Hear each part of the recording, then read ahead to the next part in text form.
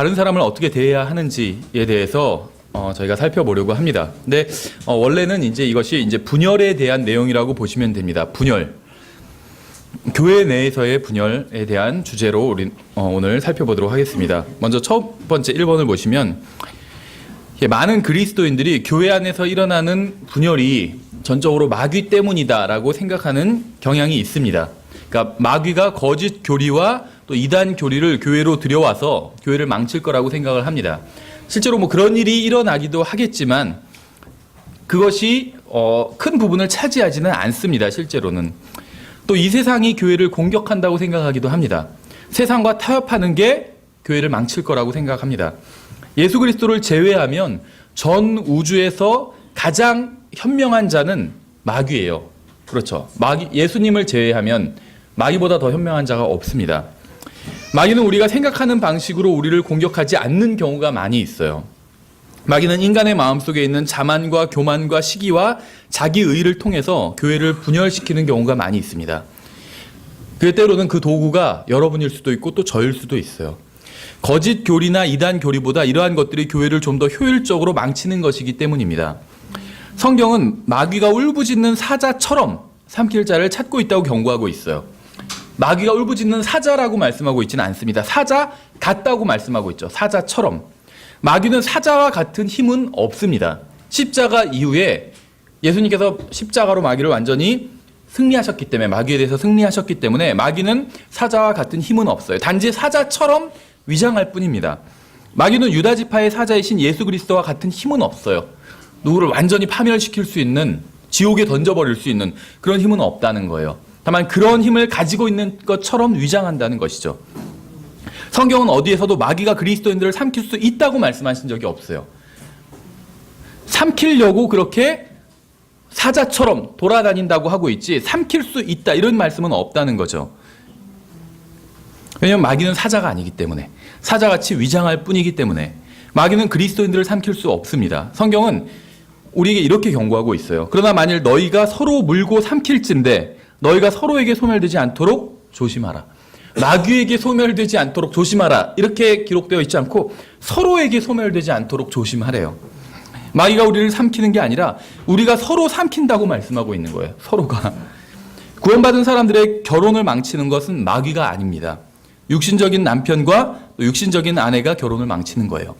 교회를 망치는 것은 마귀가 아닙니다. 육신적인 교회 회원들이 교회를 망치는 거예요. 육신적인 형제와 육신적인 자매와 육신적인 집사와 육신적인 목사와 교회를 망치는 거예요. 마귀가 아니라 대부분의 경우에 있어서 부모 자식 관계를 망치는 것은 마귀가 아닙니다. 경건하지 못한 부모와 반항적인 자녀가 관계를 망치는 거예요. 교회든 가정이든 망가진 관계의 원인은 마귀에게 있지 않습니다. 망가진 관계의 원인은 하나님의 말씀을 따르지 않는 육신적인 사람들, 즉 우리 자신에게 있어요. 아마 전 우주에서 마귀만큼 어떤 의미에선 억울한 존재도 없을 거예요. 자신이 하지 않은 일에 대해 사람들이 거짓 고소를 하기 때문에. 마귀가 우리들을 거짓으로 하나님 앞에서 고소하죠. 거짓이 아니에요. 근데 마귀의 고소는 대부분 맞는 고소예요. 그렇죠? 하나님께서 모든 걸 아시기 때문에 없는 걸 지어내서 고소하지는 않아요. 저 사람이 저런 짓 하는 거 보셨습니까? 하나님? 하면서. 그렇죠? 근데 우리는 오히려 마귀를 거짓 고소하는 경우가 있다는 거예요. 구원받은 사람들이 마귀를 거짓 고소하는 경우가 있다는 거예요. 마귀가 구원받은 사람들을 거짓 고소하는 것보다 구원받은 사람들이 마귀를 거짓 고소하는 게 훨씬 더 아마도 많을 겁니다. 마귀가 한 일이라고 우리가 생각하는 대부분의 일들은 사실 거울을 보면 나타나는 바로 그 인간이 한 일이에요. 자기 자신이 한 일이라는 거예요.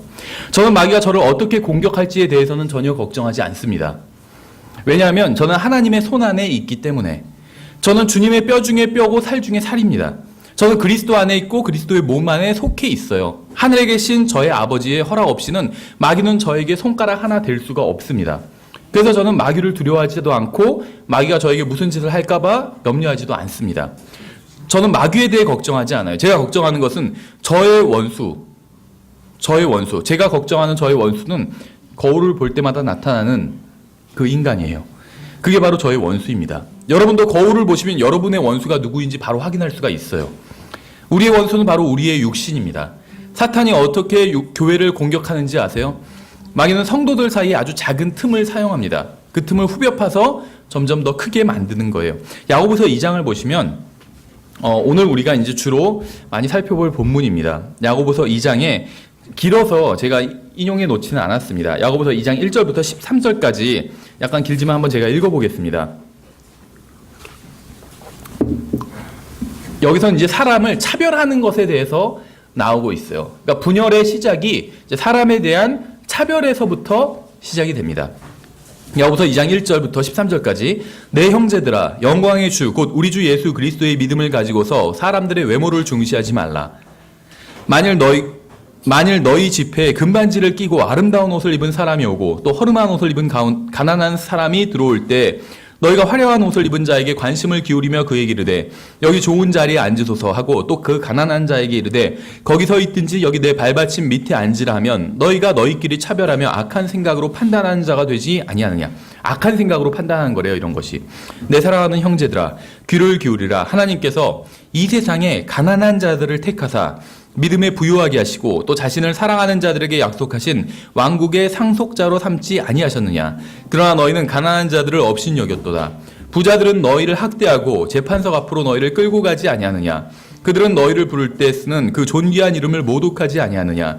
너희가 성경 기록에 따라 너는 내 이웃을 내 자신과 같이 사랑하라 하는 왕가의 법을 성취하면 잘하거니와 너희가 사람들의 외모를 중시하면 죄를 범하고 율법에 의해 범법자로 확정되리라. 누구든지 온 율법을 지키다가 한 조목이라도 어기면 모든 것에서 유죄가 되나니 간음하지 말라 하신 분께서 또한 살인하지 말라 하셨은즉 이제 내가 비록 간음하지 아니하여도 살인하면 율법을 범한 자가 되느니라. 너희는 자유의 법에 의해 심판받을 자들처럼 말하고 행하라. 긍휼을 베풀지 않는 자는 긍휼 없는 심판을 받으리라. 긍휼은 심판을 이기고 기뻐하느니라. 오늘 우리가 공부할 말씀에 대해 우리가 바른 자세를 가졌으면 좋겠습니다. 오늘 우리가 살펴보는 이 말씀은 바로 여러분 개인에 대한 말씀이에요. 신약의 그리스도인들에 대한 말씀입니다. 우리는 이 말씀을 읽으며 자신에 대해 생각해야 돼요. 이 말씀을 읽으며 다른 사람에 대해 생각한다면 우리는 성경을 지금 잘못 읽고 읽는 것입니다. 여러분이 구원받은 또 사랑받은 형제라면 이 말씀은 바로 여러분에 대한 것이에요. 그러니까 신약의 그리스도인들에 대한 것이라는 것이죠. 저는 우리가 이 말씀을 가슴에 새기고 무엇을 주의해야 하는지 생각해 보았으면 합니다. 우리가 방금 살펴본 야고보서 2장의 말씀은 무엇을 경고하고 있나요? 이것은 사람을 외모로 취하면서 차별하는 것을 경고하고 있어요. 성경은 사람을 존중하는 것은 정죄하지 않습니다. 누군가를 존중하는 것, 이걸 정죄하지 않아요. 사람을 존중하는 것은 전혀 잘못된 일이 아니기 때문에 하나님의 형상대로 창조된 사람을 존중하는 것은 필요한 일입니다. 특히 구원받은 사람을 존중하는 것은 더 필요한 일이에요. 성경이 정죄하고 경고하는 것은 어떤 사람들은 존중하고 어떤 사람들은 무시하는 태도입니다. 성경은 그리스도 안에서 어떤 특정한 사람들만 높이는 것을 경고하고 있어요. 물질적으로 풍요로운 사람은 존중하고 그렇지 못한 사람은 업신여기는 것은 육신적인 일입니다. 그건 이 세상에서 하는 일이에요. 물질을 가지고 사람을 나누는 기준이 바로 마귀가 그리스도인들의 교제를 깨트리고 교회를 분열시키기 위한 하나의 술책이라는 것이죠. 따라서 우리는 사람이 가진 물질로 그 사람을 평가하고 존중하거나 혹은 업신여겨서는 안 된다는 겁니다. 그런데 물질로 사람을 나누는 문제는 또 다른 측면을 가지고 있어요. 물질과 관련해서 교회를 분열시키는 또 다른 것은 바로 자기의와 교만입니다. 교회에서 가난한 사람들이 부자를 무시하는 경우도 있어요.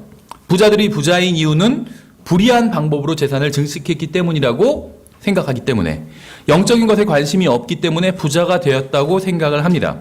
하나님께서 그리스도인들에게 이 세상에서 물질적인 축복을 약속하신 적이 없기 때문에 부자는 영적으로 바르지 않다고 생각하는 경우도 있어요. 반대로 부자가 가난한 사람을 무시하는 경우도 있죠. 가난한 이유는 게으르기 때문이라고 생각을 합니다. 그들과 자신은 레벨이 다르기 때문에 한 교회에 다니고 있기는 하지만 함께 어울리거나 교제를 나눌 수는 없다고 생각을 합니다. 두 가지 모두 다 잘못된 생각이죠. 그리스도인들에게 있어서 물질의 풍요로움이나 빈곤함은 영적인 기준이나 척도가 될 수 없습니다. 그리스도인들은 물질적인 풍요를 추구하지도 않고 그렇다고 빈곤을 추구하지도 않아요. 그리스도인에게 물질은 다른 사람을 판단하는 기준과는 아무런 관련이 없기 때문입니다. 우리의 배경이나 전통이나 국적이나 재산이나 직업은 그리스도인으로서 교제를 나누는데 아무런 기준이 되지 못합니다. 우리의 교제는 그리스도 안에서 하나의 가족을 이루고 있다는 사실에 기초를 두고 있어요. 우리의 교제는 우리 각자가 예수 그리스도와 인격적인 만남을 가졌다는 사실에 기초를 두고 있습니다. 우리는 그리스도 안에서 다시 태어난 하나님의 자녀라는 공통점을 가지고 있어요. 우리의 교제는 이제 여기에 기초를 하고 여기서 시작이 되는 겁니다. 그런데 마귀는 우리의 공통점이 아닌 차이점에 주목하게 만듭니다. 우리가 서로 다른 점을 지적하며 싸우게 하려는 것이에요. 서로 다른 점을 확대해서 그 다른 점으로 인해 도저히 교제를 할 수 없다고 생각하도록 만드는 게 마귀의 속임수라는 것입니다. 세 번째, 사람들이 오해하는 것과는 다르게 하나님께서는 모든 그리스도인이 부유해야 한다고 말씀하신 적이 없습니다. 주로 은사주의자들이 하는 말이죠. 신약의 그리스도인들에게 있어서 하나님을 잘 믿는 것과 재산의 많고 적음은 아무런 관련이 없어요. 하나님께서는 그리스도인은 반드시 부유해야 한다고 말씀하신 적이 없습니다. 오히려 성경은 우리가 예수 그리스도의 발자취를 따라야 하는데 그분은 부유한 분이셨지만 우리를 위해 가난하게 되셨다고 말씀하고 있어요. 참으로 너희가 심지어 그 일을 위해 부르심을 받았나니 그리스도께서도 우리를 위해 고난을 당하심으로 우리에게 본을 남기사 너희가 자신의 발자취를 따라오게 하셨느니라. 우리는 예수님이 가신 그 길을 따라가야 됩니다. 우리 주 예수 그리스도의 은혜를 너희가 알거니와 그분께서 부유하셨으나 너희를 위하여 가난하게 되심은 자신의 가난으로 말미암아 너희를 부유하게 하려 하심이라. 이것이 하나님께서 우리도 하기를 원하는 태도라는 것이죠. 예수님께서는 우리를 위해서 가난하게 되셨는데 우리는 그분의 발자취를 따라야 돼요. 사도 바울은 자신이 예수님을 위해 굶주리고 목마르게 되었다고 고백하고 있어요. 성경에서. 그는 예수님을 위해 가난하게 살았던 거예요. 예수님을 위해서. 중요한 것은 가난한 게 아니라 하나님을 위한 삶을 살았다는 겁니다. 가난하고 부유하고 이건 부차적인 거라는 거예요. 무엇을 누구를 위해서 사는가, 이것이 성경에서 말씀하시는 가장 중요한 점이라는 겁니다. 성경은 하나님께서 세상의 가난한 자들을 택하셔서 믿음에 부유하게 하셨다고 말씀하고 있어요. 부자는 절대 구원받을 수 없다, 그런 말을 지금 하는 것이 아닙니다. 성경에는 그런 말이 없어요. 다만 하나님께서 일반적으로 선택하시는 사람은 세상에서 가난한 사람들이라는 것이에요. 부자는 절대 선택하지 않으신다, 이런 말이 아니라 일반적으로 하나님께서 선택하시는 사람이 가난한 사람들이라는 것이에요. 그래서 가난한 사람을 멸시하지 말라는 것이 하나님께서 선택하신 사람이기 때문에. 왜 하나님께서 가난한 사람을 선택하시는지 아세요? 사람들은 좋은 직장이 있고 몸이 건강하고 재산을 가지고 있고 번영하는 한 하나님을 잘 찾지 않기 때문입니다. 대부분의 사람들은 이런 것을 잃고 나서야 전능하신 하나님 앞에 나와서 간구하기 시작해요. 건강한 사람보다 병원 침대에 누워있는 사람이 더 간절한 기도를 할 겁니다.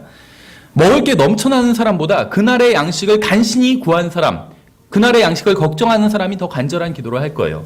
진수성찬을 차려놓은 부자보다 자신이 마련한 정말 초라한 밥상 앞에 앉은 사람이 더 간절한 기도를 할 겁니다.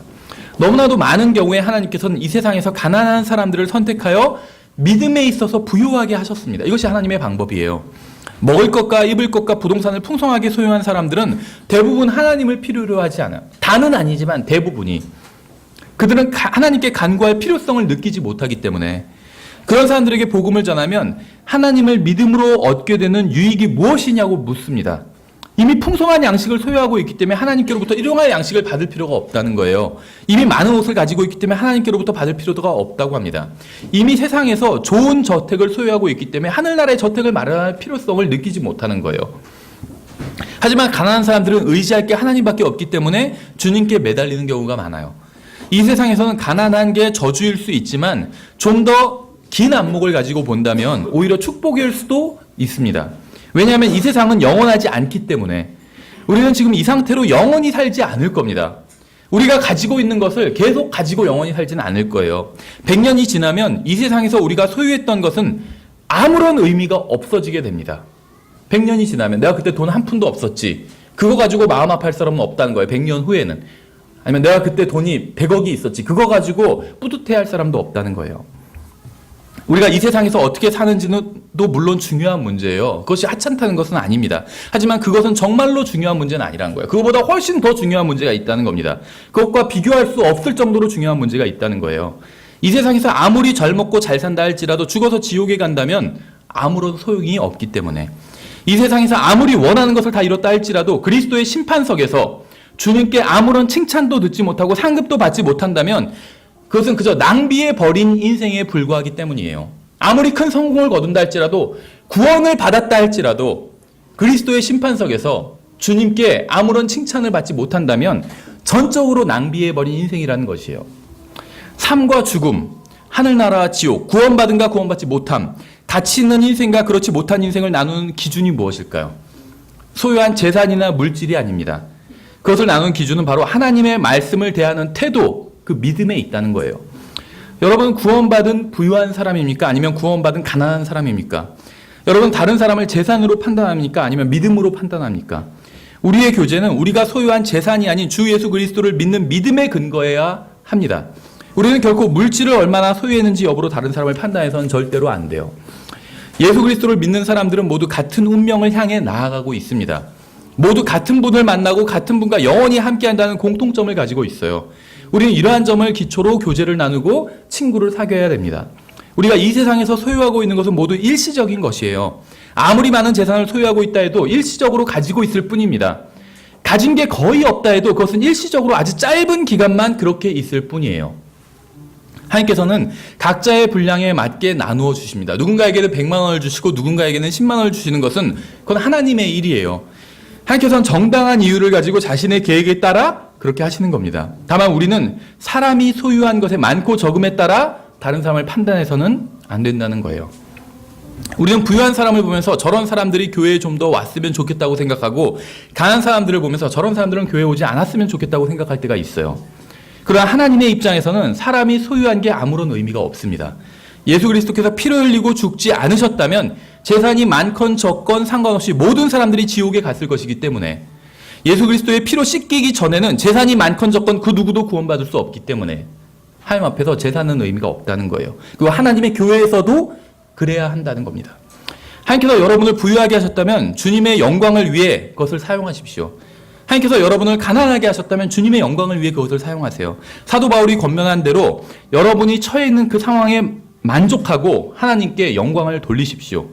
내가 궁핍함으로 말하지 아니하노라. 내가 어떤 처지에 있든지 거기에 만족하는 것을 내가 배웠노라. 우리도 이것을 배워야 돼요. 그러나 만족하면서 하나님을 따르는 것은 큰 이득이 되느니라.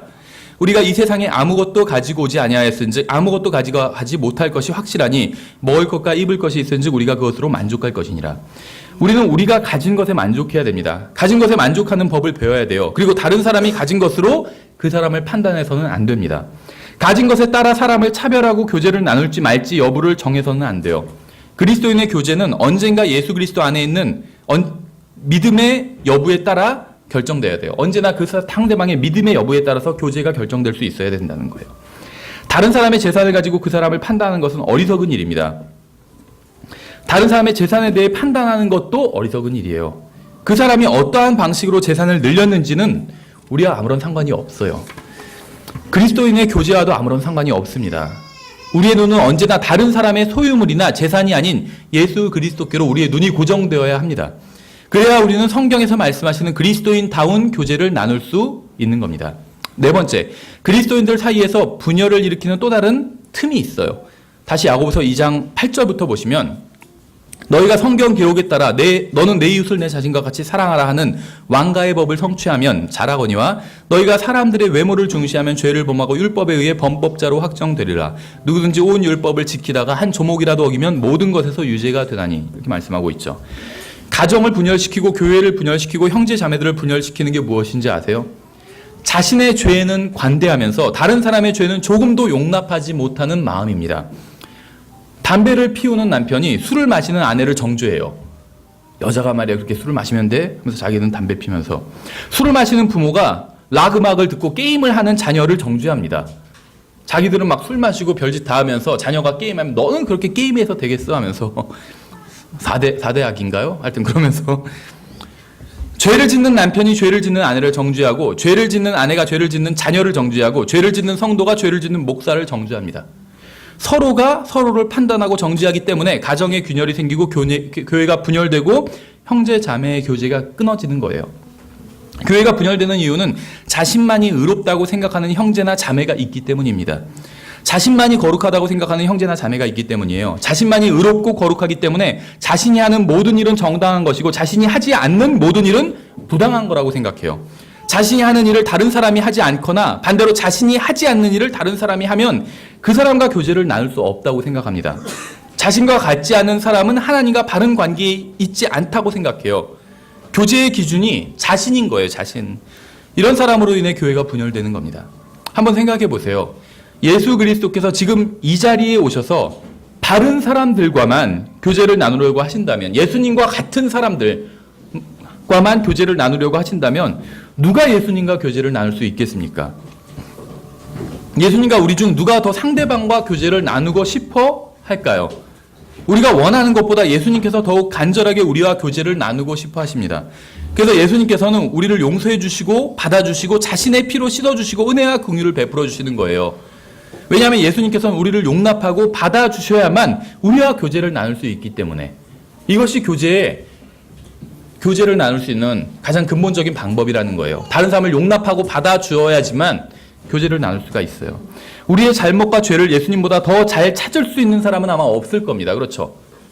여러분은 아마 저의 죄를 찾아낼 수 있을 거예요. 그러나 저의 죄를 가장 잘 찾아내실 수 있는 분은 예수님이에요. 하나님이신 여러분이 아니라. 그렇죠? 저도 마찬가지고. 예수님께서는 우리의 잘못을 찾아내거나 판단하거나 심판하기보다 우리와 교제를 나누기 원하십니다. 물론 이 말은 예수님께서 우리의 죄를 간과하신다는 의미는 아니에요. 예수님께서 우리의 죄를 다루시는 이유도 우리와 교제를 끊기 위함이 아니라 계속해서 교제를 나누고 더 깊은 교제를 나누기 위함이에요. 다르죠. 우린 누군가를 정죄하는 이유가 그 사람과 교제를 안 하기 위해서 주로 정죄하고 죄를 찾아내요. 예수님은 다르다는 거예요. 제가 여러분을 볼 때 두 가지 관점으로 볼 수 있습니다. 첫 번째는 구원받은 하나님의 자녀로 보는 거예요. 물론 이것은 여러분이 예수 그리스도를 개인적인 구원자로 받아들였다는 사실을 전제로 하는 겁니다. 예수 그리스도의 피로 씻김을 받은 사람으로 제가 여러분을 볼 수 있어요. 그렇죠? 그렇게 본다면 여러분이 누구이건 간에 무엇을 소유하고 무엇을 소유하지 못했건 간에 저는 여러분과 교제를 나눌 수 있어요. 왜냐하면 저도 구원받은 하나님의 자녀이고 저도 예수 그리스도의 피로 씻김을 받은 사람이기 때문에, 우리가 서로 구원받은 하나님의 자녀로 보고 예수 그리스도의 피로 씻김 받은 사람으로 본다면 서로가 서로를, 우리는 그리스도 안에서 교제를 나눌 수 있게 됩니다. 하지만 제가 여러분을 그리스도 안에 있는 사람으로 보지 않고 여러분의 인생 자체를 본다면 저는 여러분의 죄를 발견할 거예요. 성경에서 말씀하시는 그리스도인의 모습과 일치하지 않는 여러분을 보게 될 겁니다. 제가 하지 않는 짓을 하는 여러분을 발견하게 될 거예요. 제가 하는 일을 하지 않는 여러분을 발견하게 될 것입니다. 그리고 나는 영적이지만 저 사람은 육신적이니 교제를 나눌 수 없겠다고 생각할 거예요. 같은 교회에 다니지만 영적 기준이 다르기 때문에 교제를 나눌 수는 없다고 생각할 겁니다. 영적인 기준을 전혀 낮추지 않고서도 자신을 겸손하게 낮춰서 자신과 비교할 수도 없이 비천한 사람들과 교제를 나눈 분에 대한 예화를 들어볼게요. 잘 아시는 분이에요, 여러분이. 온 세상을 창조하신 영광의 주님께서 계셨습니다. 그분은 알파와 오메가시고 처음과 마지막이시고 옛날부터 계신 분이시고 영원하신 아버지셨어요. 그런데 그분께서 종의 형체를 취하셔서 사람의 모습으로 되셨고 이 세상에 오셔서 구유에서 태어나셨어요. 그분은 도덕적인 기준은 낮추지 않으셨어요. 하지만 자신은 낮추셨어요. 군인들에게 매를 맞으시고 모욕을 당하시고 십자가에 못 박혀 죽으셨습니다. 죽으시고 묻히시고 다시 살아나셨어요. 그리고 인간의 손을 잡고 이렇게 말씀하셨어요. 나는 너희가 어떤 죄를 지었는지 다 알고 있다. 하지만 나는 너희를 용서하고 너희와 친밀한 교제를 나누기 원한다. 예수님께서는 우리와 교제를 나누기 위해서 우리를 용서해 주셨습니다. 우리도 다른 형제를 바라볼 때 예수님께서 바라보셨던 그 관점으로 바라본다면 다른 형제와 교제를 나눌 수 있게 된다는 거예요. 형제들을 고소하는 자는 예수님과 다른 관점으로 봐요. 성경에 보면 형제들을 고소하는 자가 있죠. 이 자는 예수님과 다른 관점으로 봅니다. 이 자는 사악하고 더럽고 죄악에 찌들었고 처음부터 살인자요 거짓말쟁이였어요. 바로 마귀죠. 그는 할 수만 있다면 전 인류를 파멸시키려고 하는 끔찍한 자입니다. 이 세상에 그보다 더 큰 죄를 지은 사람은 없어요. 그렇죠. 마귀보다 더 큰 죄를 지은 사람은 없어요. 그런데 그는 인간을 정죄하고 고소하려고 합니다. 자기의 죄는 보지 못하고.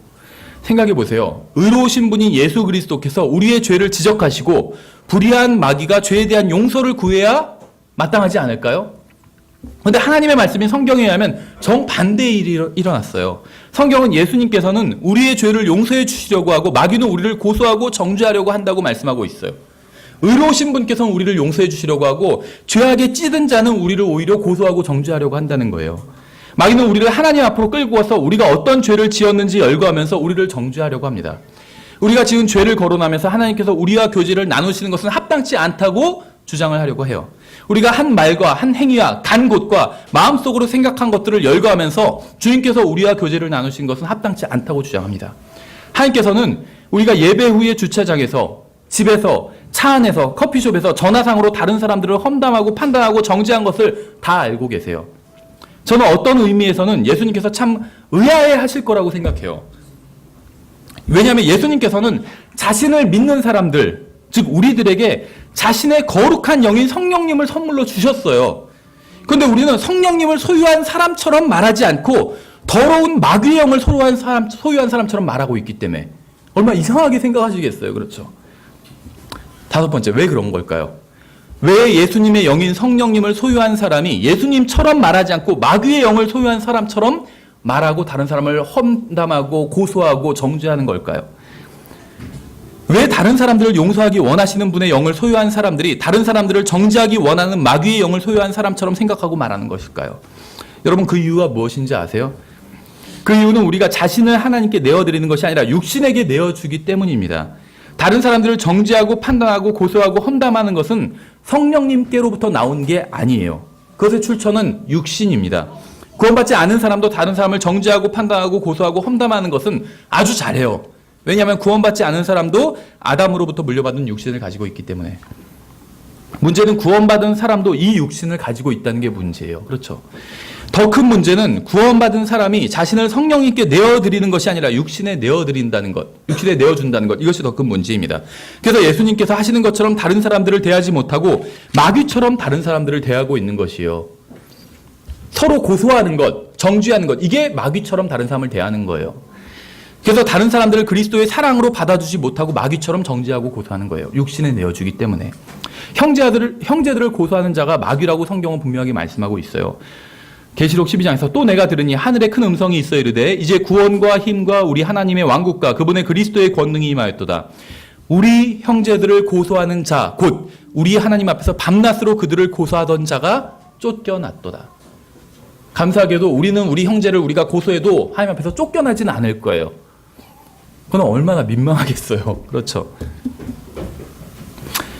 형제들을 용서하고 은혜를 베풀고 자비를 베풀고 친절한 교제를 나누기 원하시는 분은 누굴까요?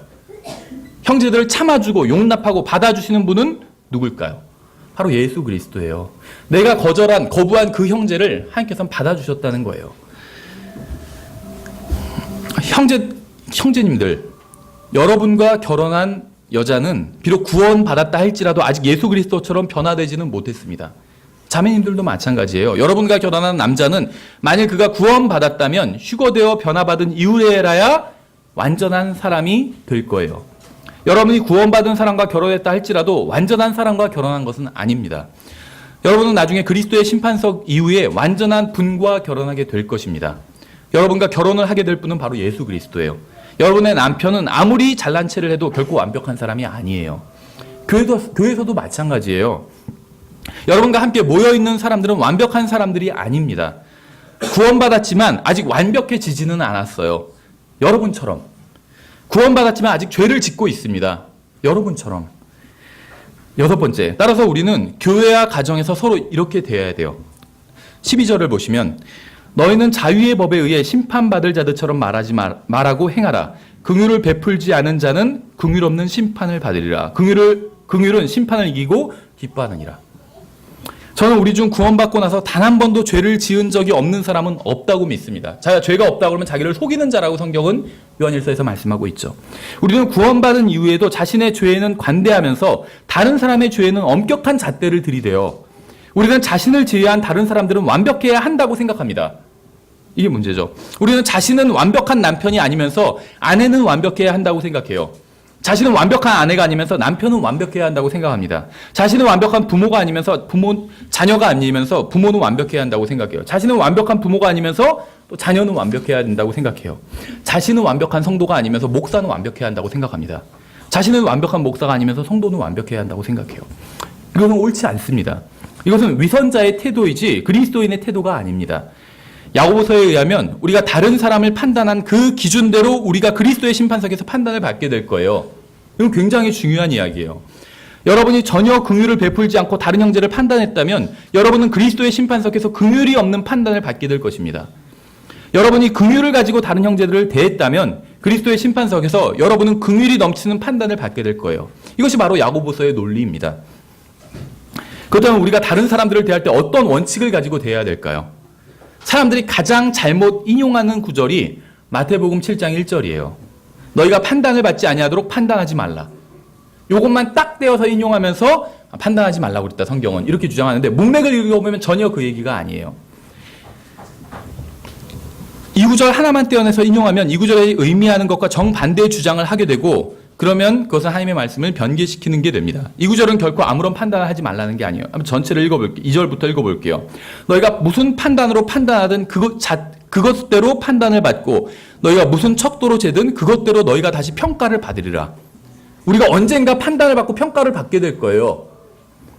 너는 어찌하여 내 형제의 눈 속에 있는 티는 보면서 내 눈 속에 있는 들보는 깊이 생각하지 못하느냐. 혹은 보라, 내 눈 속에 들보가 있는데 내가 어찌 내 형제에게 이르기를 내가 내 눈에서 티를 빼내게 하라 하려느냐. 너 위선자여, 먼저 내 눈에서 들보를 빼내어라. 그 뒤에야 내가 분명하게 보고 내 형제의 눈에서 티를 빼내리라.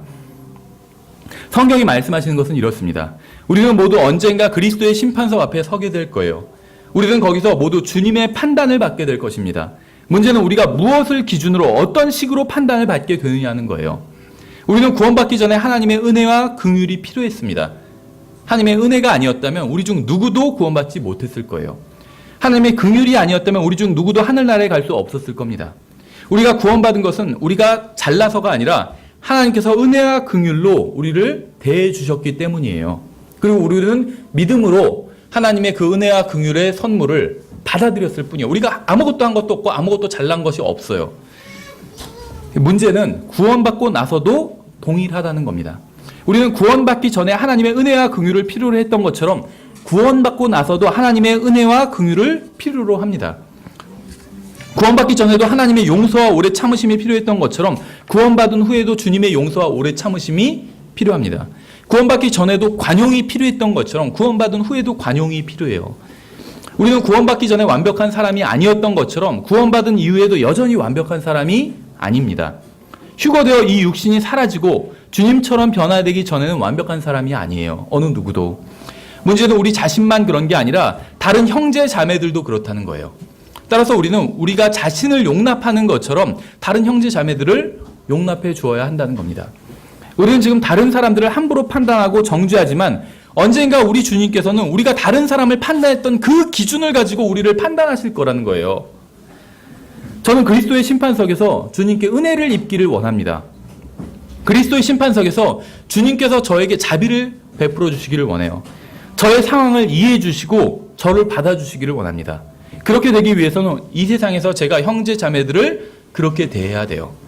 예수님께서는 우리가 황금률대로 살기를 원하십니다. 다른 사람이 우리에게 해주기를 바라는 대로 우리가 다른 사람에게 대하기를 원하세요.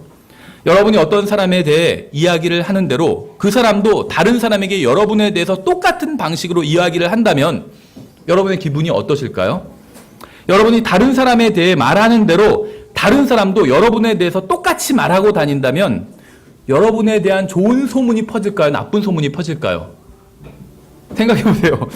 여러분이 다른 사람에 대해서 말하는 대로 다른 사람도 여러분에 대해서 똑같이 더하지 않고 그냥 여러분이 한 것처럼 똑같이 말하고 다닌다면 여러분에 대한 좋은 소문이 퍼질까요? 나쁜 소문이 퍼질까요? 대부분 나쁜 소문이 퍼질 거예요. 그렇지 않나요? 주님께서는 그리스도의 심판석에서 우리에게 우리가 다른 사람들을 어떻게 대했는지 물으실 겁니다. 다른 사람들이 신앙생활을 제대로 했는지 그건 묻지 않으실 거예요. 그건 그 사람한테 물으실 거예요. 다만 다른 사람들을 내가 어떻게 대했는지, 어떻게 말했는지 그 사람에게 어떤 영을 가지고 말했는지 물으실 거예요. 다른 사람을 어떻게 판단했는지 물으실 겁니다. 저는 제가 지금까지 다른 사람을 대했던 것처럼 주님께서 저를 대하시는 것을 원하지 않습니다. 제가 지금까지 다른 사람을 판단했던 것처럼 주님께서 저를 판단하지 않으셨으면 좋겠어요. 저는 주님께서 저에게 화를 내거나 제 험담을 하시거나 저와 교제를 끊으시거나 저에 대해 나쁜 소문을 내기를 원하지 않습니다. 저는 주님께서 저에게 은혜와 긍휼과 자비와 인내로 대해 주시기를 원합니다. 사랑으로 대해 주시기를 원해요. 그렇다면 제가 어떻게 해야 될까요? 다른 사람들을, 다른 형제 자매들을 은혜와 긍휼과 자비와 인내로 대해 주어야 해요. 다른 사람들을 사랑으로 대해 주어야 합니다. 함부로 판단하거나 정죄하거나 험담하거나 나쁜 소문을 내서는 안 돼요. 그렇죠. 7번째, 우리는 다른 사람을 바로 잡으려는 부르심을 받은 적이 없어요. 이게 이제 시간 낭비예요. 다른 사람을 바로 잡으라고 부르심을 받은 적이 없어요. 우리의 부르심은 우리 자신을 바로 잡는 것입니다. 믿음 안에 있나 다른 사람을 시험하라 이렇게 말씀하지 않았어요. 우리 자신을 시험하라고 말씀하고 있어요. 우리 자신을. 고린도후서 13장 5절에 나죠. 너희가 믿음 안에 있는지 너희 자신을 살펴보고 너희 자신을 입증하라. 우리 자신을 살펴보래요. 제 자신의 눈 속에 있는 들보는 보지 못했을 때에는 다른 사람의 눈 속에 있는 티를 보면서 교제가 되지 않는 이유가 그 사람 때문이라고 생각했습니다. 문제는 다른 사람이 아닌 나 자신 안에 있었어요. 이것을 받아들이고 인정하고 볼 수 있어야 비로소 다른 사람과 그리스도 안에서 교제를 나눌 수 있습니다. 하나님께서는 그 큰 사랑으로 인해서 저를 받아주셨어요. 저를 선하고 친절하게 대해주셨고 은혜를 베풀어 주셨고 오래 참아주셨습니다. 여러분도 마찬가지예요. 우리가 그리스도처럼 변화될 수 있도록 하나님께서 우리를 도와주시기 원합니다. 우리가 그리스도의 마음으로 다른 사람들을 대할 수 있도록 주님께서 우리를 도와주시고 우리 안에서 역사해 주시기를 원합니다. 여러분의 남편에게 필요한 것이 무엇인지 아세요? 인내와 관용이에요. 지적 이런 것이 아니라 정죄, 판단 이것이 아니라 인내와 관용입니다. 여러분의 아내에게 필요한 것이 무엇인지 아세요? 이해해주고 오래 참아주는 것이에요. 여러분의 목사에게 필요한 것이 무엇인지 아세요? 인내해주고 오래 참아주는 것이에요. 우리가 서로에게 무엇을 해주어야 하는지 아세요? 그리스도 안에서 서로를 용서하고 사랑해주고 받아주는 것이에요. 그리스도 안에서 우리를 용서해주시고 사랑해주시고 받아주셨던 것처럼 하나님께서 우리도 서로를 그렇게 하는 것, 이것이 경건이에요. 하나님과 같은 것이고, 그리고 예수님의 발자취를 쫓는 거예요. 우리는 예수 그리스도 안에서 하나입니다. 안타깝게도 어떤 사람들이 생각할 때는 저 사람은 너무 싫은데 그래도 그 사람이 예수님을 믿고 내가 예수님을 믿는다면 예수님 안에서 하나예요. 좋으신가요? 좀 기분 나쁜 사람도 있죠. 저 사람과 내가 하나라니 하면서 어쨌든 하나예요. 부자이든 가난하든 성공했든 실패했든 좋은 곳에 살건 나쁜 곳에 살건 상관없이 우리는 모두 그리스도 예수님 안에서 하나입니다. 구원받았다면. 예수 그리스도의 피가 우리를 하나로 묶었기 때문이에요.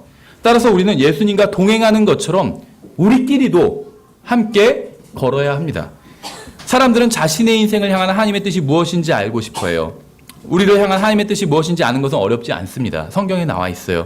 하나님의 가장 큰 뜻, 하나님의 뜻은 우리가 혼과 힘과 생각과 마음을 다해서 하나님을 사랑하는 겁니다.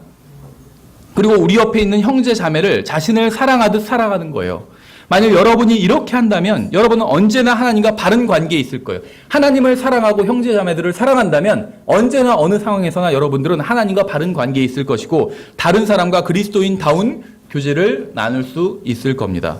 생각해 보세요. 우리가 자식들이 아무리 성공한다 할지라도 부모님 앞에서 서로 싸운다면 그건 불효를 하는 것이겠죠.